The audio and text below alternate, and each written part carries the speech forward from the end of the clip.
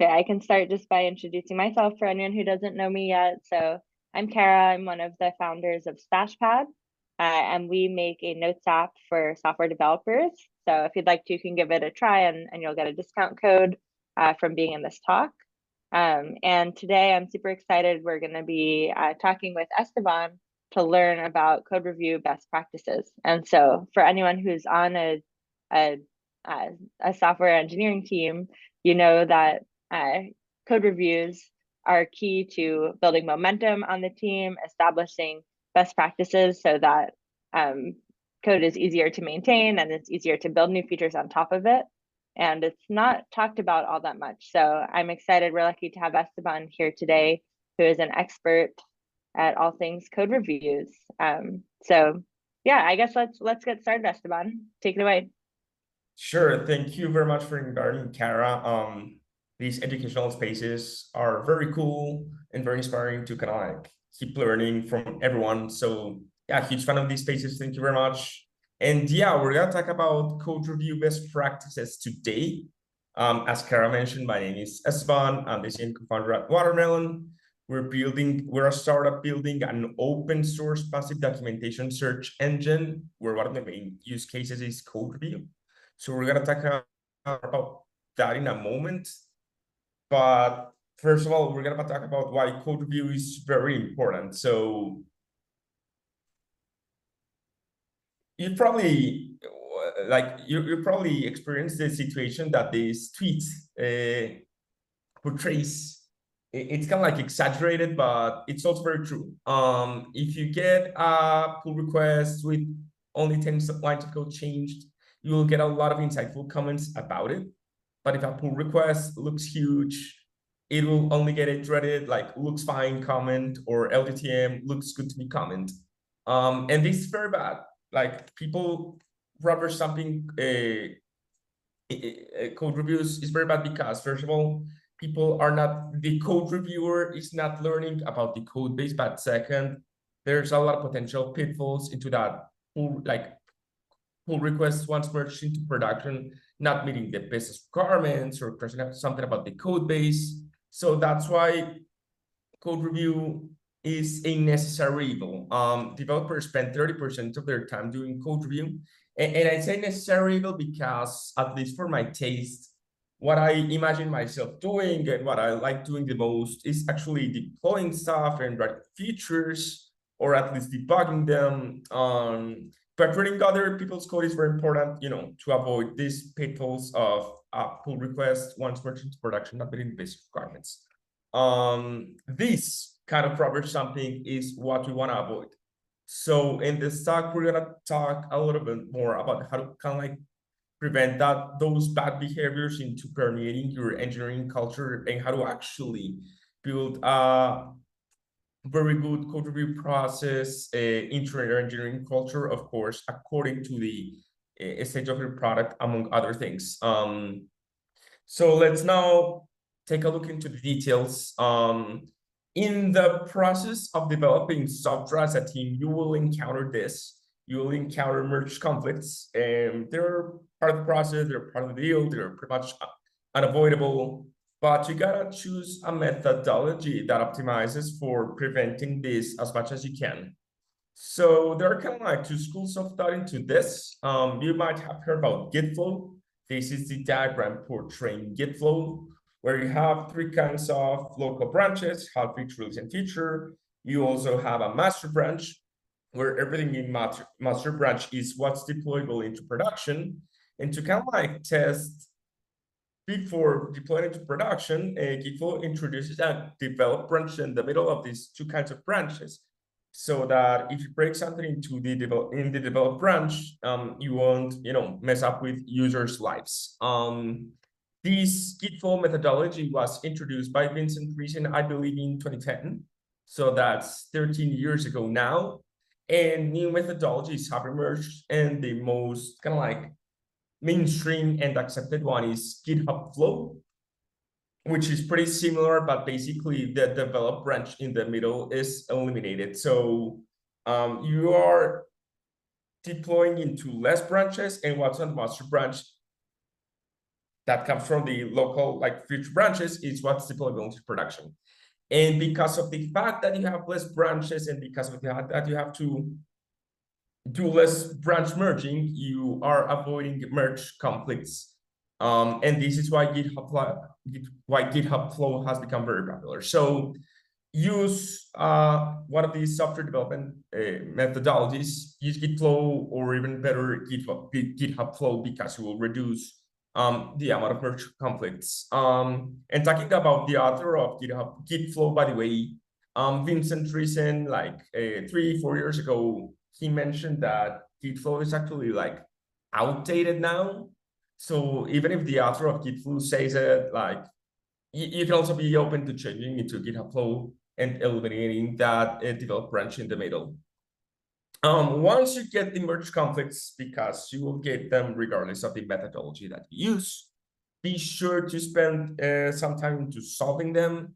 If the merge conflicts aren't that huge or they do not occur in a great amount of files, you can just use the cool diffs UI in the version control system that you use. This is the GitHub UI, or something like this is what happens on the GitHub UI, but I believe Bitbucket and GitLab have similar interfaces.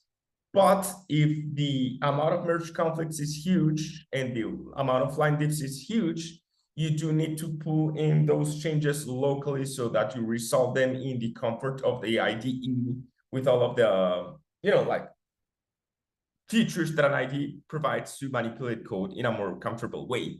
If you have to do that, we recommend using Git pull rebase over Git pull force.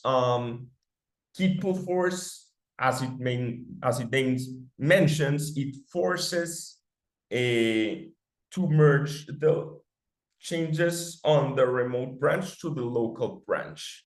Whereas Git pull rebase kind of like does this. It shows the detailed line diffs in every single file, in every single line that you have. Which will make you invest more time into solving merge conflicts, but you will be sure to avoid errors. So we definitely recommend using Git pull rebase over Git pull force because of this reason. Once you are actually reading someone else's code and you're actually doing a code review process, be very critical about the stage of your product. Different products require different kinds of code review processes. So the product is product A, and product A has product market fit, which is a concept that you might have heard of a lot of times, and people defining in very different and sometimes ambiguous ways. But you can basically think of product market fit as retention. If the retention curve of users is flattening throughout time and it has hit an asymptote, you can think of that product having product market fit. Whereas a product like product B, the green one, is its user retention is trending towards 0. So product B is a product that still needs to try a lot of things, create new features, kill features, and collect, see what sticks and what doesn't. Whereas product A is now at a stage where features and the code base in general need to be optimized.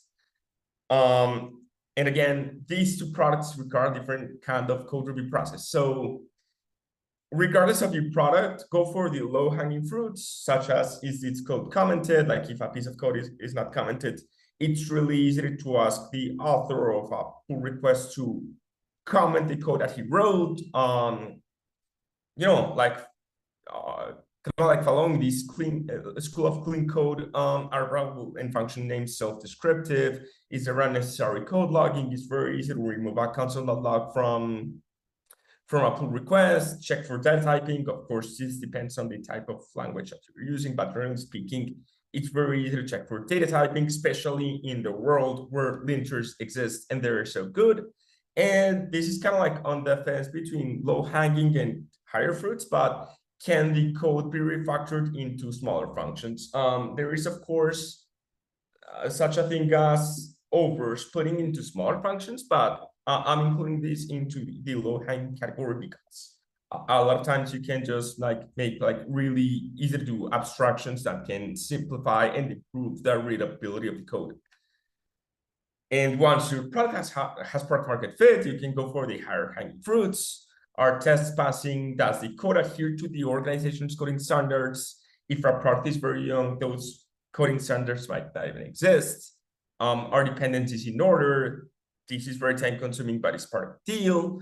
Can you server-side render fixed data? Or in the context of this community, which is backend engineering oriented, can performance be improved by adding or removing indexing to the database?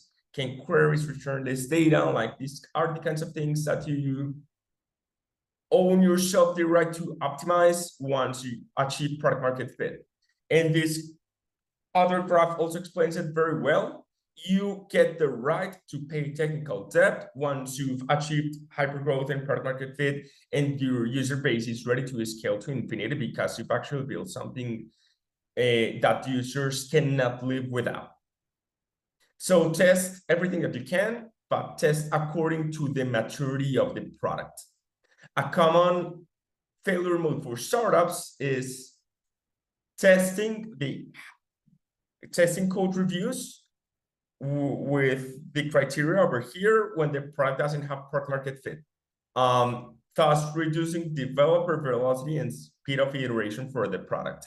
So test according to the maturity of the product, please. But there are things that are unnegotiable regardless of the stage of maturity of your product, which are potential security issues. With security issues, you will never get product market fit. So exposed API keys, exposed environment secrets, over-informative error prompts. GitHub and the other version control systems are getting very good at catching errors, such as exposed API keys and environment secrets, but still check for them manually, still read out your teammates' PRs to be double sure that these things aren't being introduced into the production code base, and check for over-informative error prompts that might give access information to a potential hacker. So check for security issues, please, regardless of the stage of the product in this case. Think systemically. Managers might have heard about this metric called door metrics. And by the way, lead time for changes tends to be the main bottleneck for large software engineering teams. So that's why having a very good code review process, but not one that makes people spend more than the actual required time on it, is very important. But think systematically and think how these four metrics connect to each other to have an overall very not only pleasing, but with velocity code review process and software development process as a general. So managers think systemically, think in terms of drawer metrics. And going back to writing and reading PRs per se, don't be this guy. Don't send up pull requests without a description. That's just very cumbersome and very confusing for the person who's got to review your PR. So a solution to this is pull request templates. But don't use a template that's overly complicated like this one, because then just creating the pull request per se on the version control system will be a whole task of its own, thus reducing developer velocity, which is not what you want. So use a pull request template, but use one like this one at the very least, like one that gives enough information to the reviewer without sacrificing developer velocity. So use a template, but use one that doesn't hurt efficiency. Also, make everyone do code review, please. In bad companies, juniors do not make code review because, you know, there's an argument that this will increase the surface area for errors. But the truth is that if juniors do code review, they will also be learning about the code base, and they will also be learning about software engineering per se from a more senior or tech leadish developer. So companies with a good engineering culture make everyone do code review. Please be one of those. And once you're actually, again, reviewing someone else's code, please be sure to hit that button to comment a line diff. If you're not doing that, again, you are rubber stamping PRs, you are not learning about the code base, you're not teaching people about the code base, and you are risking the code base not meeting the business requirements and the user's requirements. So As a manager, this also brings up a practice, which is measure the PR comment to approval ratio. But I have a caveat for this recommendation. Measure the metric. State somewhere in some strategy document that you are measuring the metric, but don't be very vocal about the fact that you're measuring this metric, because if you do, people will game the metric as, you know, like as any other metric. Metrics are gameable. So just measure the metric and trigger the correct conversations once the metric goes the wrong way. If a developer isn't doing PR like review, that's very bad, so trigger the conversation. If the developer is reviewing and approving PRs, but he's not commenting PRs, he is just rubber stamping, so also trigger the conversation if that is the case. But if a developer is both approving and commenting PRs, he is doing it thoughtfully. So that's when you actually need to reward and promote that person. And now, shifting topics a little bit, be a good programmer in the code review process. And programming legend John Carmack talks about how to be a good programmer. And he basically says that you can build an architecture or a sequence and be very proud of that and get a dopamine hit for that. But the top level metric that you should be measuring to see if you're building things of value or not, to see if you're being a good programmer or not, is whether you're generating user value. And how to measure user value generation is a whole debate. For example, in software as a service, you can talk about ARR or daily active users, lifetime value, etc. If we're talking about a marketplace, you might talk about GMV, gross merchandise volume, for example. But generally speaking, your code should be moving up one of these metrics rather than just introducing code for the sake of introducing code. And bringing the holistic view of non-technical stakeholders can be very useful for this. So bringing your product manager to the process, bringing your product designer to the process, they can really help you understand how your code will or not move the needle of one of these metrics, but don't spend too much time on it. If you spend more than 30% of your time on code review, you're making a trade-off where you don't actually have time to actually write code. So don't spend too much time on it. And the Supabase meme talks very well about this. This happened to me as a software developer, like working at larger companies. And that's why we decided to build a Watermelon, to kind of like avoid these conversations and just make a developers can like understand the holistic view that non-technical stakeholders bring in without having to hop on endless Zoom calls. By tracing the context that's tied to a newly created or updated pull request. So this is what we call passive documentation. Passive documentation are all those conversations that happen around coding systems such as Slack, such as Notion, GitHub, etc. And we kind of like trace the context that's tied to a PR in all of these sources. We paste them into a comment of the newly created PR, and then we generate this natural language summary of all that aggregated context so that developers, the person who's about to review the pull request, gets a better sense of what he needs to review. And then we compare this natural language summary to the title of the pull request, which you can think of as the intent of the pull request. So we compare the traced code context to the intent of the pull request to see if it's probable that that pull request will meet the business requirements or not.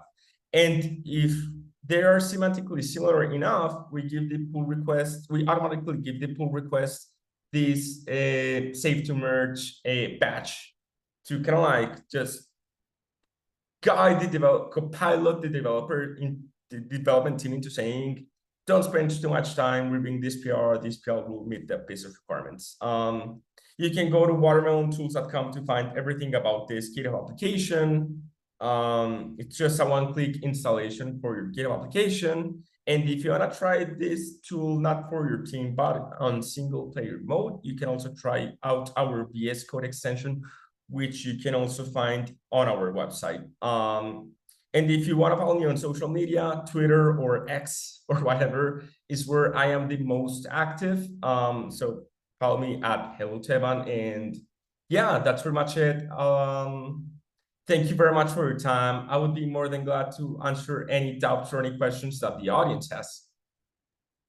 Awesome, awesome. This is an amazing talk, Esteban. Super. I feel like I was taking notes during it. There's a lot of learnings, and oh, looks like my AirPods might be losing battery. But for everyone in the audience, if you have any questions, either about Watermelon or about anything that Esteban covered, please drop a question in the chat, and we can go back and cover those things.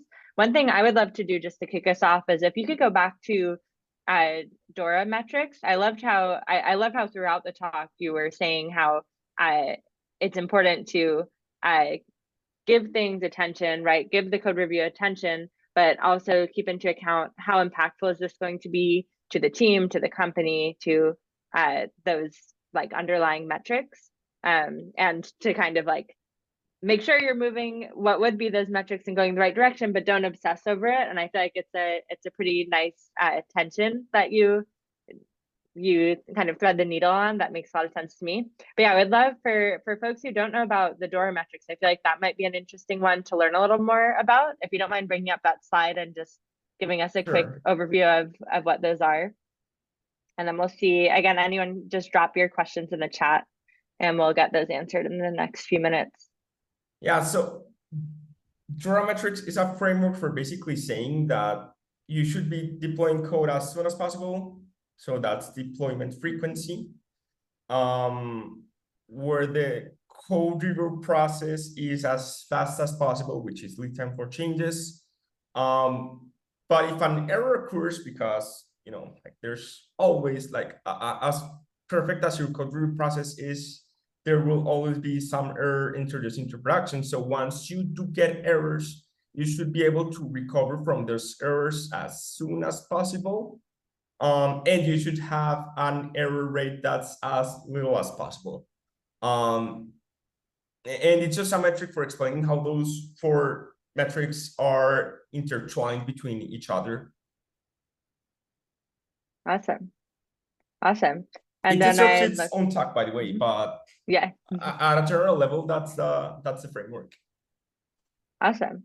Awesome. And then I'd love to, I don't see questions in the chat yet. So I'd love if you can also come back to that last slide that was just giving us a little demo of Watermelon. It looks super cool. And I feel like, yeah, I'd love to just go a little deeper into like what tools does it integrate with as a developer, especially let's say I want to start out with it on my own with the VS Code extension, because that's probably the easiest way to get started. Like how would I do that to go try it out? Actually, let me just walk you through that site. Second, please.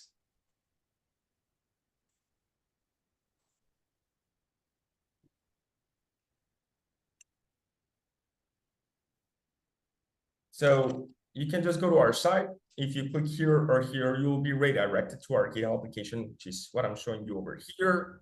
But if you go down here, you can also find us on the VS Code or VS Coding Marketplace if you prefer to use the open source right now. So VS Code. And then it's just a pretty normal one-click installation process for here. And regarding the services that we integrate with, we have an ever-growing list of integrations. For the kind of like CI/CD team tool, we only support GitHub at the moment, but we integrate the VS Code extension with Bitbucket and GitLab as well. And then for the GitHub application, we also support integrations with Jira, Linear, Asana, Slack, Confluence for bigger companies, and Notion as well. We'll be adding more integrations soon. We found a way to add new integrations very easily. But we think that with these services, we're covering a large portion of the market. Awesome.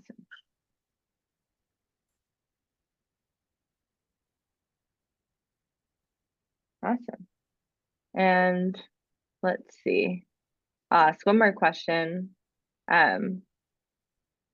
So Sure. I'd love to learn a little more about, you had talked about like uh that, and I feel like that's something every developer feels is whenever there are merge conflicts, it's really painful. And that's always something that I know as a developer myself, like you kind of dread having to go through and resolve those. And so you talked about how you can use Git flow or GitHub flow to reduce merge conflicts. Can we go a little deeper into that? And then I see we have another quick question in chat. But yeah, to get Uh, started, so if I want to try to reduce merge conflicts, um, yeah, let's expand a little bit more on that. In GitHub Flow, you as an individual developer, you develop locally on a hotfix or feature branch, right? Which you then send to a release branch, which is kind of like at the same level as a develop branch, but basically you're adding a middle layer between what you're developing in locally to what you're actually going to deploy into production. So you have, so if for example, you're going to deploy a feature, this feature gets merged into the release branch or the develop branch to ultimately get into the master branch, if not having to deal with a hotfix if something is wrong or not. Whereas in GitHub Flow, you're just, so this is like 3 or 3.5, you could even argue, layers of branches that you have to merge to finally send something into production. Whereas in GitHub Flow, you only have one single layer of branch merges to do. And just because of the fact that you have to do less merges, you will be reducing the number of merge conflicts. There's just like a side effect to this, which is that the fact that you have a lot of branch types in GitHub Flow confuses people. Not only with the names, but like where to merge and how exactly. Whereas, like everything is just much simpler in the GitHub Flow methodology, and that's why it has gained like more adoption in the recent years. Sorry, and yeah, Darman asked why was the product named Watermelon?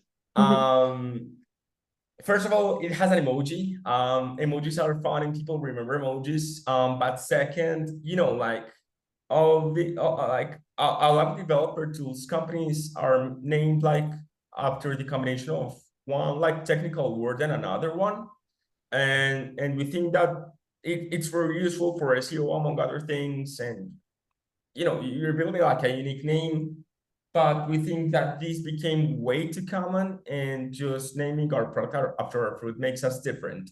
And we think that we're gonna win the market by being different, not by being the same. So that's why I went for a fresh, fun fruit with an emoji.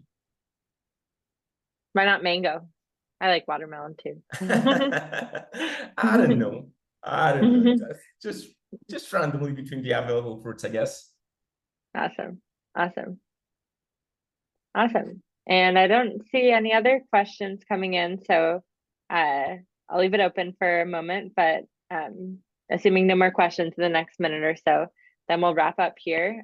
We'll make sure that this talk is available on video after for anyone that wants to go back in. It definitely had a lot of very good like tactical things that I'm going to be applying. So I definitely plan to refer back to it. And yeah, I really appreciate Esteban you putting this together. I feel like it's just a great deep dive with very actionable things for me as a software engineer to go and apply in my code reviews. So really awesome talk. Thanks everyone for joining. And yeah, the video will be available in the email sent out afterwards, and probably will also hopefully get your presentation. We can send that out too for if anyone wants to kind of click through that too. But awesome. I guess we'll Thank wrap you it very up much, there. Kara. Thanks And everyone thank you for everyone for joining, joining. and yeah, have a great rest of the day. Thanks everyone. Bye-bye.